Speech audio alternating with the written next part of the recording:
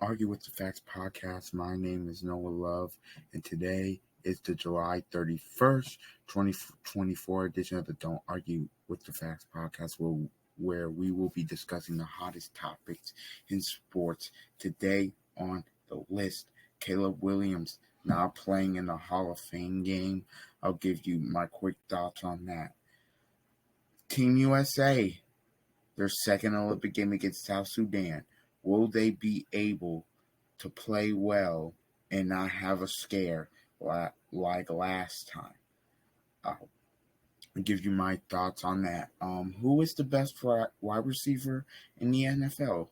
I'll give you my thoughts on that. The answer might not be shocking, might be. You never know.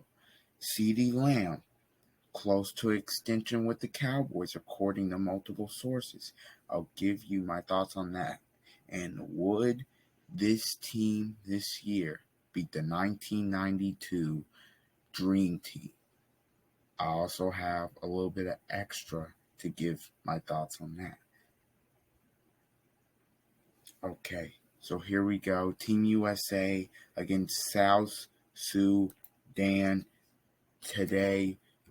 You can catch it 3 o'clock, USA Network. The women won yesterday, but yeah, remember they played in the exhibition. South Sudan gave them a run from their money. Here's my take on it. I think Team USA is going to just run through South Sudan this time. That's why I believe. I just think last time they didn't take them seriously. If you look at South Sudan's roster here, if I can look at it, I mean, they don't have, if I can share my screen, they do not have that many great players. I mean, Peter Jock was decent at Iowa, but I mean, Mario Shayok, he didn't last long in the NBA. The only real NBA guy here is Wenyen Gabriel. I mean, but the rest of these guys I've heard of. This guy, Carlick Jones, had a triple-double. You don't want him to go off. He was a big factor in why they almost beat Team USA, but again, South Sudan didn't even see Kevin Durant. So I really think they'll just steamroll them here and get a nice win. Jason Tatum will be playing, but somebody else won't be, according to Steve Kerr, which is interesting. Here's what Skip Bayless has to say, if I can get in here on Team USA. Forgive me, but okay. I think Team USA was... Here's what Skip Bayless has to say on Team USA versus South Sudan. Team USA, look at this, 28.5-point favorites. Last time they were 39. Let's see what Skip Bayless, Keyshawn have to say about this game. Give you a quick opinion on what Skip said, and I'll continue the video. What I've been saying this whole time on this podcast is it doesn't matter about, like, you have to have talent, obviously, but Team USA is way more talented than pretty much any other country. The only other country that's up there in talent is probably Canada, because Canada has some good players like Nimhard, Jamal Murray, Shai Gilgeous-Alexander, etc. These countries have been playing these guys have been playing together for most of their lives. In Team USA, I mean, you got to think about this. Ant's never played with Steph. Steph's never played with AD. Bam's never played with KD. KD's never played, with Bron in terms of on a competitive level. Maybe in all-star games he's had, but not like that. So, again, it's just the chemistry that some of these other countries have. So I don't even think it's about yeah, they have no NBA players, but they've been playing together pretty much all their lives. So they have more of a chemistry. They know where their teammates' favorite spots are at. They know when to get them the ball. They're precise on their defensive rotations. So I think them not being NBA players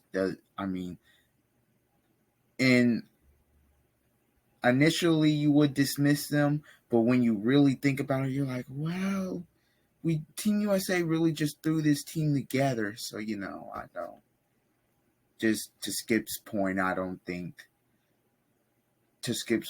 I think he's a little bit wrong there in terms of, well, they don't have any NBA players. We shouldn't take them seriously. We should take every country seriously, because if you're in the Olympics, you can somewhat hoop a little bit. Doesn't matter which level. By the way, they're not like they're not like, but we'll get to my thoughts on that. We will get to that later. All right, that's what Skip Bayless has to say. They should take these guys very seriously. They're gonna have to be way better defensively in the game, and I wonder if I could go to awful coaching thing.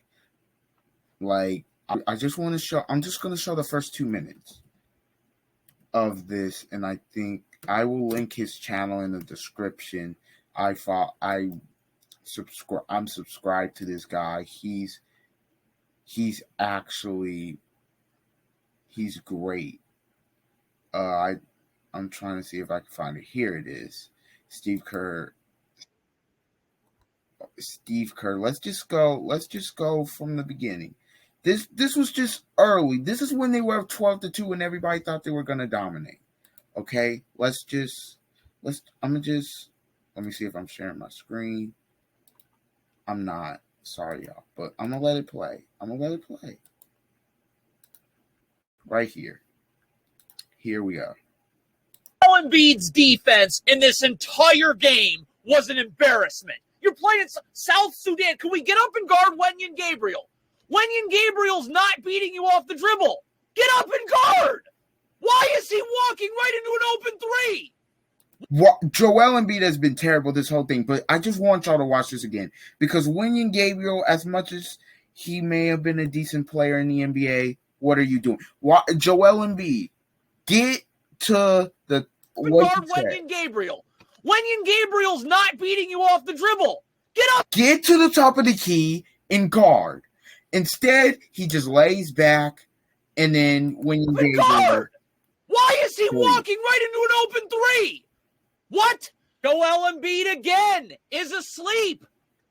You're guarding Wenyen Gabriel. Guard Wenyen Gabriel. Why are you standing in the paint staring at the ball?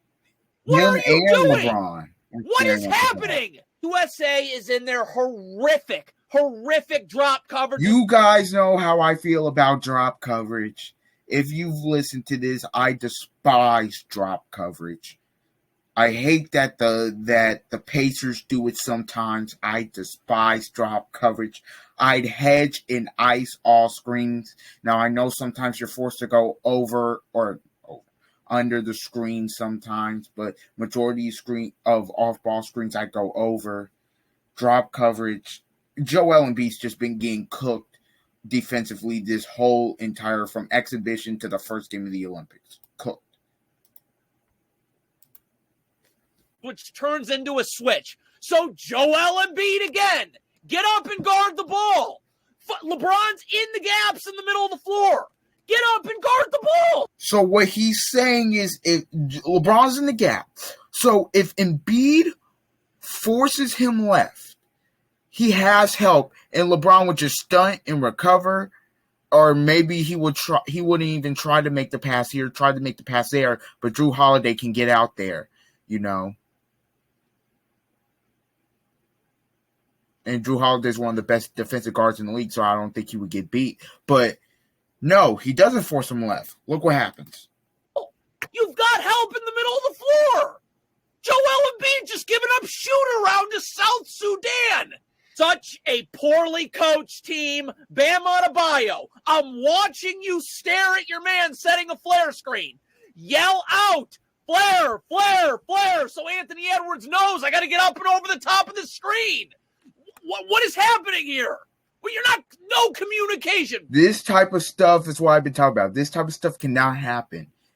It just can't happen. Steve Kerr, now I'm pretty sure they watch film and they're going to clean it up today. I'm pretty confident in that. But this type of stuff, if they want to get gold, cannot happen.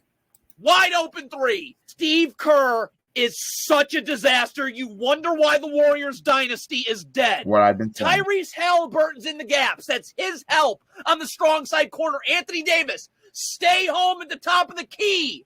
Where's Anthony Davis wandering to? That's not your help. Why is Anthony Davis all the way in the paint? What he just said. Why? Stay home at the top of the key. Why? Are you right there? Get out. If Tatum comes over and helps, okay. But now you're deep in the paint. There's somebody trailing. All he has to do is kick it out. Where's wide Anthony Davis open wandering to? That's not your help. Pump fake and go to South Sudan. Steve Kerr, you have all the stars in the world, and it doesn't matter when you have incompetent coaching. Bam Adebayo, Tyrese Halliburton. That's who's in help on the ball right here. Anthony Edwards. Could we see ball and man? Why are you turning to stare at the ball and the dribbles picked up? What are you doing? They were not locked in defensively. What is Bam Adebayo doing? Is this heat culture right here? You're playing South Sudan. First of all, I got help in strong side corner with Jason Tatum. Halliburton's going to stand at the free throw line and be in the gaps and help. Could Bam Adebayo get up and guard the ball against South Sudan? Why are you backpedaling? I got help everywhere. Backing up, backing up. Heat culture. Look at how poorly coached this team is. You have every star in the world. Anthony Edwards, your man is setting a down screen. I know what he's about to say before he even says it. If anybody knows basketball, you know you gotta stay. This is the type of stuff I'm talking about that can't happen against South Sudan today at 3:00. Anthony Edwards, he's setting a screen. Stay attached with your arms out so he can't curl. Instead, he doesn't do that, and watch what happens. Attached. I'm either attached with my arms extended so the player can't curl coming off the screen, or I'm attached because I'm switching. What is he doing here? What was that? You're supposed to switch. Halliburton switches, and he... the screen, or I'm attached because I'm switching. What is he doing here? What? I'm just gonna stop it there. Because I'm gonna get mad. I'm gonna get mad. That type of stuff cannot happen today against South Sudan. If Team USA wants to win and blow them out, I've already spent 17 minutes previewing this game. That type of stuff cannot happen. Okay.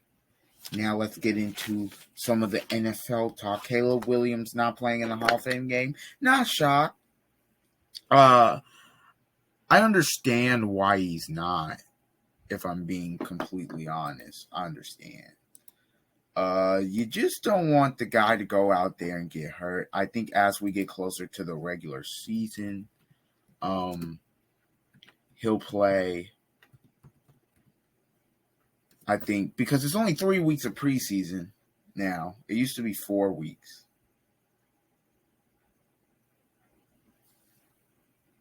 Oh, by the way, DJ Moore got a long-term deal, which that's good. But yeah, back to Caleb Williams. It's just,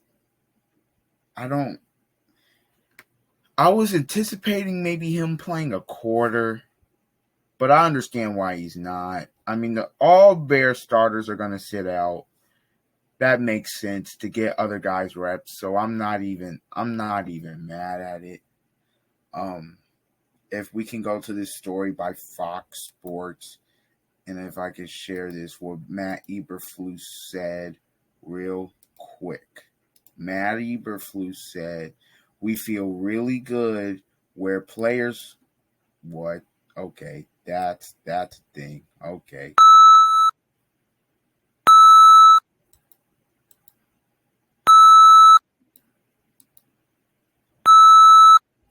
Whoa, America.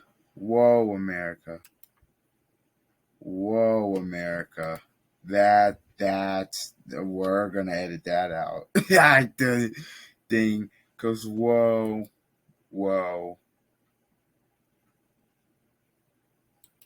That's crazy. Well, what it said on the thing about Matt Eberflus, or what Matt is that kind of threw me off guard. What it said about what Matt Eberflus said, excuse me, was he feels, I'm going to just read it. He says, we feel really good where players are right now in terms of padded practices we've had. We've had 3 so far and then have another one tomorrow and have a lot of good work. One-on-ones, obviously, for the linemen and the receivers and DBs. 2-on-2s, a lot of good situations. And he said we got a head start there because we are in the Hall of Fame game, which I think is very fortunate for us this year to be able to add those reps. Time on task, as we say to our football team. Tyson Bagent will start at quarterback on Thursday. That will be tomorrow, 8 o'clock on ESPN ABC. A game. So yeah, they're probably not gonna play Caleb Williams till week 2 or 3 of the preseason. So, and I'm sorry about that thing that just happened. I don't even know the Norton. I don't even know how that popped up. I'll probably just, if I can, just try to edit it out. Okay. Now, my quick thoughts on that are done. Let's go here to what I have. Aaron Rodgers, will he be great coming off of the Achilles? I don't know how Aaron Rodgers, because I mean he's 40 years old coming off an Achilles. He's Robert Saleh, according to Adam Schefter's Jets head coach Robert Saleh said that he's not going to play in the preseason, which makes sense. It makes total sense. Why would you play him?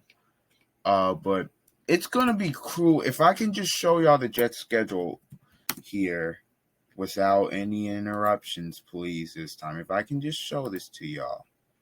Not obviously the preseason schedule, but the regular season schedule.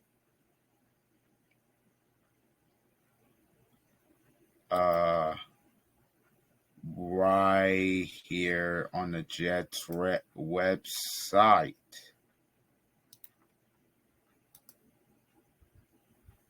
Jesus, man. Jesus, man. Okay. Regular season, cannot be found. Lord have mercy, America. Okay. Yeah. Let's look at their schedule here. You see, I'm not going to lie. Their schedule early on, it's favorable. The first game, okay, at San Francisco, they'll probably lose that game. But then they're at Tennessee. That's a game they can win and probably should win. They got New England at home. They got Denver at home. They got Minnesota at home. They have Buffalo. Like, they could legitimately be 4-1 going into this game. But this is when the schedule gets tough. Buffalo at home, at Pittsburgh, at New England, the game they should win. But they're at home against Houston. They're at Arizona, which, that could be, Arizona, that could be a tricky game. The Colts is a tricky game at home. Then they have their bye. And then they go into the end of the season, obviously. They don't have the divisional games they have, the big ones they have. They play Miami twice and Buffalo once at the end of the year. So, I think this first 5-week period is huge. If they get off to a 4-1 start there, I think they will be able to make the playoffs. I really do. Now, I predicted them third in my thing, but that's just because the Jets, I just don't know if I can believe in them right now. I just don't know if I can believe in them. Because Rodgers, he's great, but he's 40, coming off of a torn Achilles, and you play quarterback. And you have to plan and make throws. So can he come back and be great? Yes, absolutely. But will he come back and be great? I don't know. I hope he is. For Jets fans, I just say I hope he is. But I don't know. I can't give you all the signs point to like he's gonna be. He may have not really a down year. Well, we hold Aaron Rodgers in a different standard in terms of them down years, because like he said, his down years are QB's best years because Aaron Rodgers is that good, So will it be a down year? I don't know. I think he'll come back and play really well personally, but it's tough to make an argument right now when you look at the factors of age and just the injury that he is coming back from. Okay, now let's get into the latest on CeeDee Lamb. Look, I don't know what's going on with CeeDee Lamb. They're saying CeeDee Lamb will be suited up and ready to go by game day on September 8th with a new deal and put all of this in the past. I don't know. It's just crazy. I guess because Micah Parsons is sitting out training camp right now. So, Adam Schefter said that the Cowboys are going to try to figure this out. He's not going to miss a game this season, which is true. It's just get CeeDee Lamb and Micah Parsons done. Get it done. You got to get it done. If you want to compete, those are your two young stars. You got to get that done. You just got to get those deals done. Especially, what CD did last year. He led the league, 135 receptions, 1,749 yards, and 2 touchdowns, adding 2 rushing touchdowns. He was an all-pro last year. He was an all-pro. This is the highest paid receiver in the league is Justin Jefferson with $35 million. After that is A.J. Brown, $32 million. I don't know. I don't know about that money. I would say he probably will be in the realm of $27 to $30 million per year. I think that would be a good contract for CeeDee Lamb because you're paying. You could but in the NFL, like, you can reset the market at receiver and be top 15. So again, I don't think he should make Justin Jefferson money because Justin Jefferson is just a once in a generation. Like, to me, the guy that should be making what Justin Jefferson is making, it's only maybe 2 or 3 guys: him, Hill, and Chase. Jefferson, Hill, and Chase. Those are the only 3 guys I'm paying really $35 million in terms of the receivers. A.J. Brown's great, but $32 million. Again, the Eagles just wanted him so badly for Hurts, but he has lived up to that $32 million a year. But 35, tripping. But Cowboys just got to get a deal done. I don't know what it's going to take for them to get this deal done. I don't know how long Jerry Jones is going to wait to get this deal done. But hey, we'll see. We'll see with this. We'll most definitely see how this gets done. Who is the best wide receiver in the NFL? For me, right now, if I look at it, I'm leaning towards Justin Jefferson. That's just who I'm leaning toward. To me, it's between, when healthy, it's between Jefferson, Chase, and Hill. Tyreek Hill is just different. Tyreek Hill, I mean, now people are talking about him getting 2,000 yards. Now, last year, I mean, I'm just going to look at these first 4 seasons. I mean, just look at these first 4 seasons. Just look at these first 4 seasons. This is just these first 4 seasons. My goodness. Just look at okay, we'll even go 2023 receiving. You seen that? His career, but let's go back here. His rookie year, he was incredible. And he's just kept going. By the way, some of these years came with Kirk Cousins being his quarterback, which Kirk Cousins isn't bad by any means. But last year, Kirk Cousins got hurt. He would have had more receiving yards if he had Kirk. Because, I mean, Josh Dobbs is throwing him the ball. Nick Mullins is throwing him the ball. The rookie, Jaron Hall, I think his name was. I mean, last year, Vikings had 4 quarterbacks, and he was still able to put up these numbers.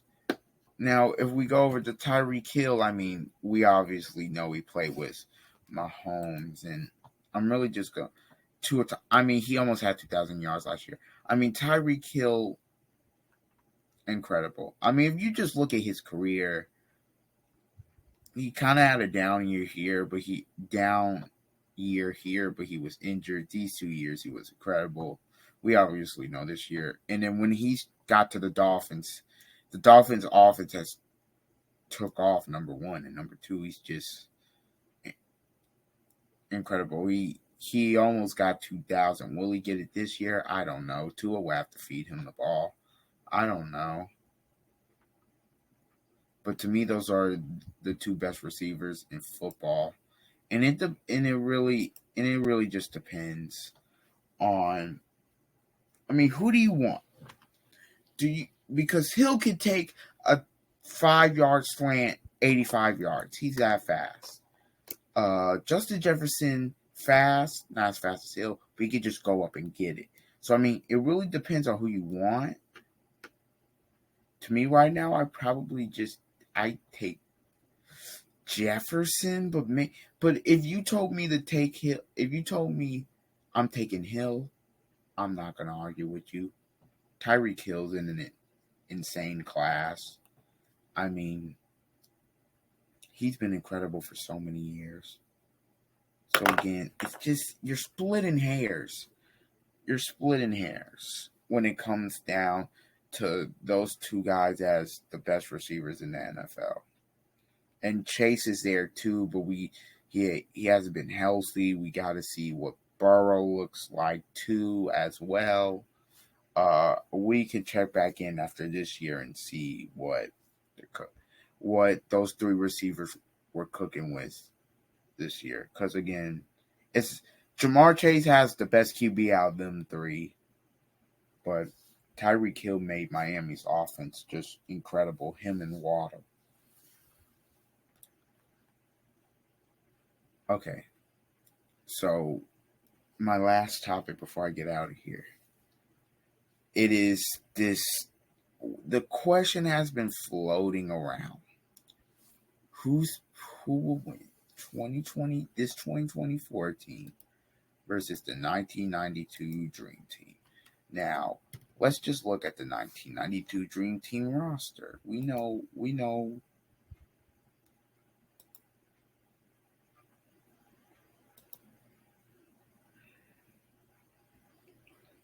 Let's just go and look at their roster.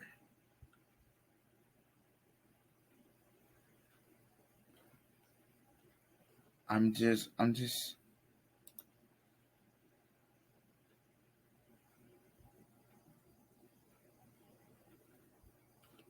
hold on if I can even freaking pull up the roster, because I mean we all know who is pretty much on the roster. Here we are, and I'll just show, and if you don't know everybody, I'll just share. here is everybody that was on the roster. By the way, the best player during this Olympics wasn't even Michael Jordan, even though he was like the best player in the game. The best player during the Olympics who played the best was Charles Barkley. You got Barkley, Bird, Drexler, Ewing, Johnson, Jordan, Leitner shouldn't have even been on the team. Malone, Mullen, Pippen, Robinson, Stockton. Here's the thing. You look at those names, you're like, oh my gosh, it's not even close. You have to keep in mind, Bird wasn't playing that much. Bird was pretty much done, and Magic was pretty much done. So the guys who were carrying the load on this team were Barkley, Jordan, Malone, Pippen, those guys. You look at the Team USA team this year, I'm just like, you obviously have LeBron and Durant. First of all, who's going to guard? Like, who is going to guard Anthony Davis? That's the thing. Who's going to guard Steph Curry? Pippen, or if you say Jordan's going to guard Steph Curry, okay, fine. Okay, if you want to say Jordan's going to guard Steph Curry and Pippen's going to guard LeBron, fine. Off the bench, who's guarding KD? Who's guarding Tatum? Who's guarding Anthony Edwards? You know, and I think style of play also is a thing. I think this team could potentially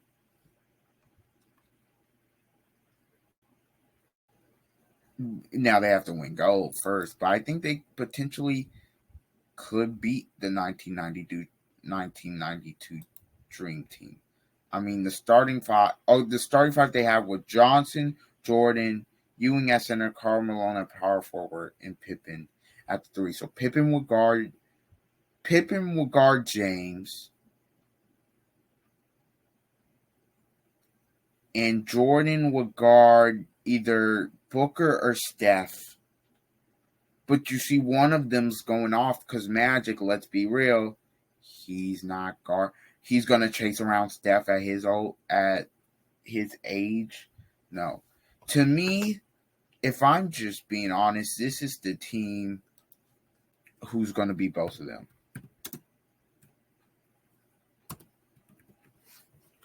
You know I'm looking up Redeem Team. There is no way that the Redeem Team, there's no way that you're going to tell me that the Redeem Team isn't great. First of all, we're looking just 2008. We're looking at the 2008 Redeem Team. Boozer, Melo, Bosh, Paul. These are okay, maybe from a depth standpoint, but this is prime LeBron, prime Kobe, prime Wade, prime Howard. Howard winning Defensive Player of the Years. Kobe and Bron were still winning MVPs, and D Wade was still at the top of his game. Prime distributor Chris Paul. Prime scoring machine Carmelo Anthony. Prime double-double Chris Bosh before they turned him into a spot-up shooter in Miami. The Redeem Team is beating this USA team and the 2024 or the 2024, the 1992 Dream. They're being the 1992 Dream Team and the 2024 team. Because no matter what you give me about the 1992 Dream Team, I can come back. You say Jordan, okay, Kobe. You say Pippen, LeBron. You say Barkley, okay, I got Bosh and Boozer. Ewing, oh, I got Dwight Howard to guard you. And then you can give whatever you can give me whoever you want off the bench. I got the Wayne Wade, Chris Paul, Darren Will. I got the Wayne Wade, Jason Kidd coming off the bench. Off the bench. Crispa off the bench. I think the Redeem team is probably the greatest team because, I mean, you look at the names of the 1992 Dream Team, and obviously they're not like the names compared to 2008. You're like, oh, they clear them. But not everybody was in their prime. 2008, everybody was in their prime. Even 2024. KD's still great, but he's not in his prime. Bron's still great, but he's not in his prime. Steph is great, but he's not in his prime. Every single player on that 2008 Redeem team is in their prime of their career. So again, I think 2008 is probably the greatest Olympic team ever. I think that. But again, 1992, they slaughtered everybody. So if you still said it was 1992, okay, I'm not going to argue with you. But me personally, if you put those two teams on the floor against each other, I think Team USA wins. Or Team USA obviously wins. But I think the 2008 team has a really good chance. Really good chance, and I think they may even win. Whether it be by 3, 5, I think they win. Okay, so this has been the July 31st episode of the Don't Argue with the Facts podcast. I've been your host, Noah Love. Tomorrow we will be back for August 1st. College football is right around the corner. The NFL regular season's right around the corner. We'll be back with the Team USA versus South Sudan analysis. And until then, see you.